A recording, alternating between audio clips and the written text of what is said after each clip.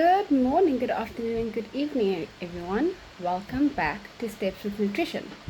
I'm your host, Sheldon Athena Bradar, owner and registered dietitian of Steps with Nutrition. So this month, our topic is mercury in fish and the consumption thereof. Now, as a dietitian, I often get this question: how much fish is actually safe to eat? Or I heard that tuna's got a lot of mercury in. Should I not be eating tinned tuna? Now, in South Africa, we have a very healthy canned fish market. And the reason for that is, honestly, price and traveling. I mean, in the Northern Cape, the temperatures go up to easily 50 degrees in summer. And in winter, the same areas dip to maybe 0 degrees Celsius. And when you think about that and include the fact that to get from one point of said province to the tip of said province can take you an entire day of driving, then canned goods is actually a very durable option. And yes, tuna typically does contain a lot of mercury. If you are eating those massive 100-kilogram tunas, the ones that you find in your cans is very well regulated with regards to accumulated mercury, and that is why I thought the topic for this month should be on mercury in fish, specifically in South Africa versus in Europe. Now, we have our local regulations from a national perspective. They're known as your South African national standards, and that means any product that gets sold in our country, whether it is local or imported, needs to be compliant with said regulations. Now, one of the regulations, specifically R358, which is the regulations relating to maximum levels for metals in foodstuff, tells you for your different types of products what is your maximum level for all of your heavy metals, your mercury, your cadmium, your arsenic, etc., etc., etc. For the purpose of this month, the revision that I'm referring to of R358 is the amended version that was released in 2003. And why is it important that we actually consider mercury in our fish items or food items in general? And the reason for that is simple. Our bodies cannot break down or filter heavy metals. Instead, it slowly accumulates through consumption, through exposure, through absorption of various ways throughout our lifetime. And mercury occurs naturally in the Earth's crust and is used in everyday products. Literally anything from thermometers, that silvery liquid, that is mercury, to batteries, electrical switches, fluorescent light bulbs, etc., etc. And yes, it includes fish. But you can think, why would this be a problem when for many, many, many hundreds of years, people were eating fish and we were just fine? And the answer for that is, how much mercury were the fish being exposed to 5,000 years ago? Firstly. And secondly, our lifespan has increased dramatically in the last 50, 100, 150 years. So therefore, the rate of accumulation is possibly higher because of the exposure that the fish experience. But we are also exposed to it because now we have all of these man-made items that contain mercury. And then, of course, we no longer just live to be 35 years old, and in many places we actually live to be up to 80 quite healthily. In South Africa, it's quite common for someone to live to be in their 70s, sometimes even in their 80s and even in their 90s. So let's just step back a bit and think about the different types of mercury, because like most things, it is not as plain and simple as one would like.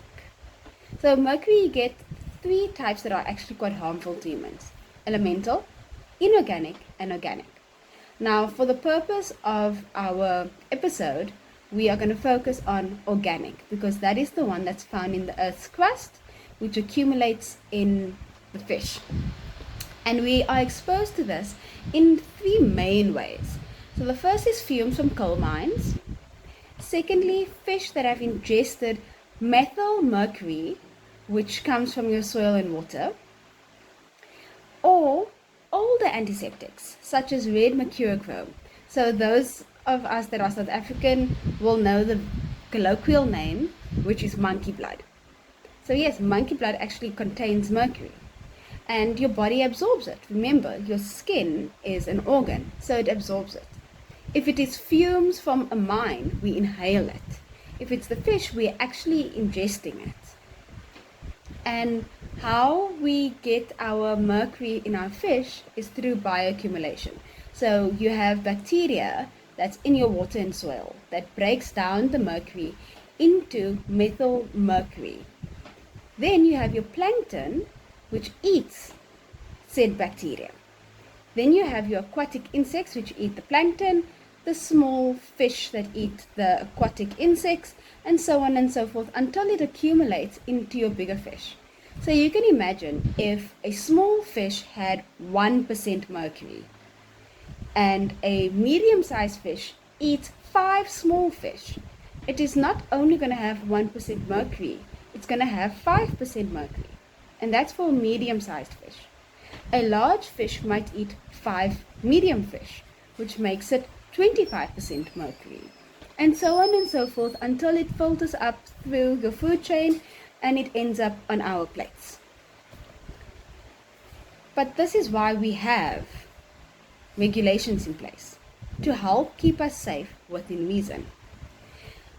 Now, side effects of organic mercury toxicity include numbness or dull pain in parts of the body, tremors, uncontrollable shaking, seizures, misbalance or unsteady gait, blurred and double vision, which could lead to blindness, memory loss, seizures, and developmental delays in infants. So yeah, the side effects can be quite intense, or the symptoms of mercury toxicity can be quite bad. But now I'm pretty sure you're wondering, how much is too much? What is the limit in South Africa?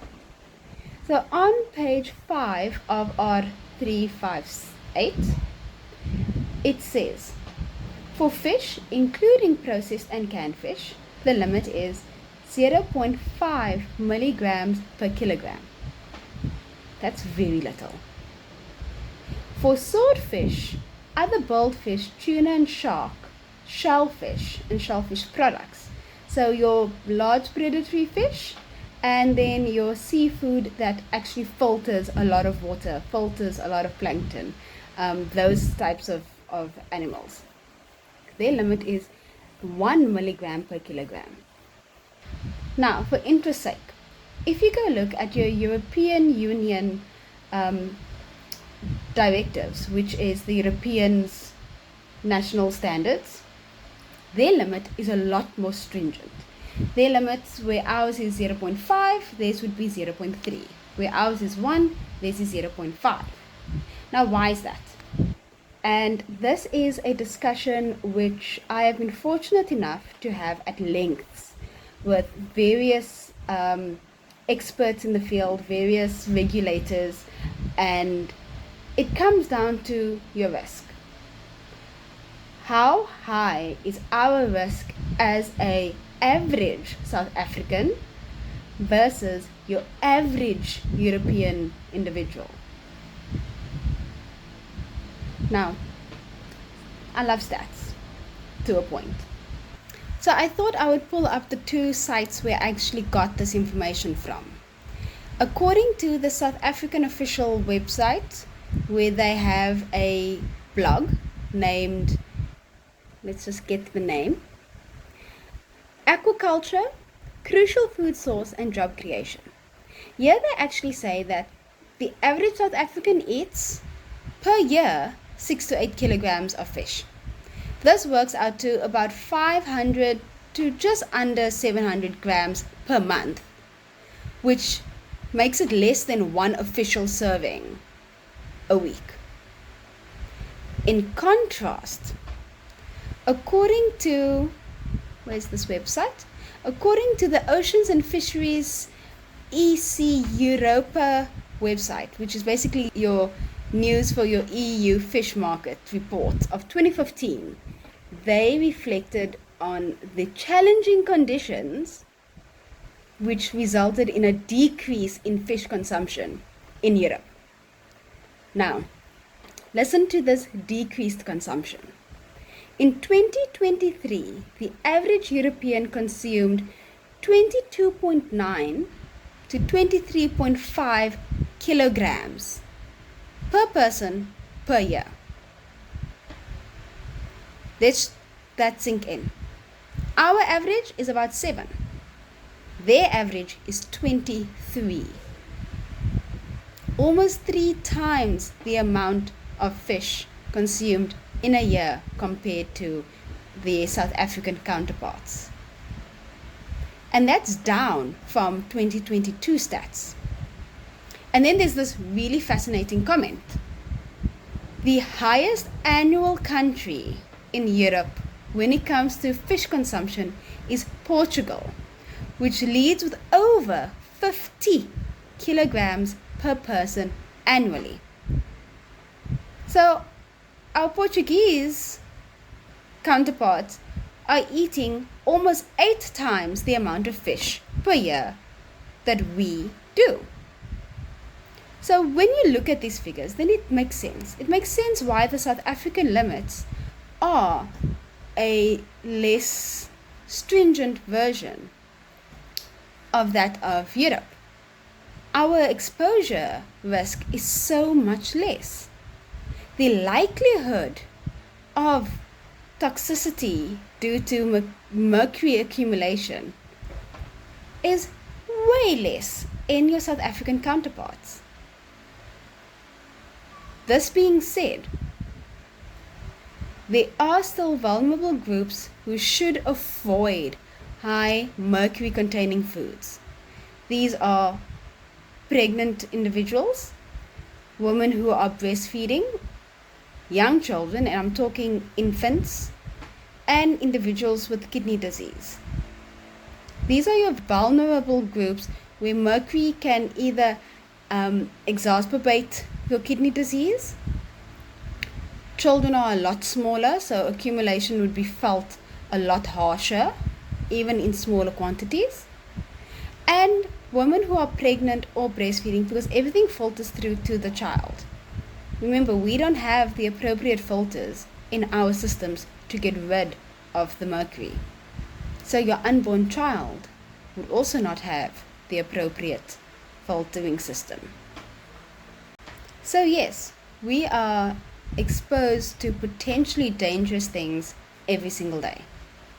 But actually knowing why things are dangerous, how it may be dangerous, and what your regulation says, what is actually happening.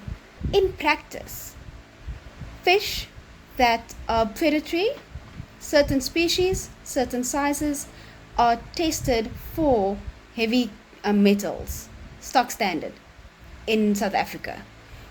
Whether it is for local market, whether it is for export market, to ensure that we are not putting our individuals or any human at unnecessary risk. So don't worry about eating your can of tuna.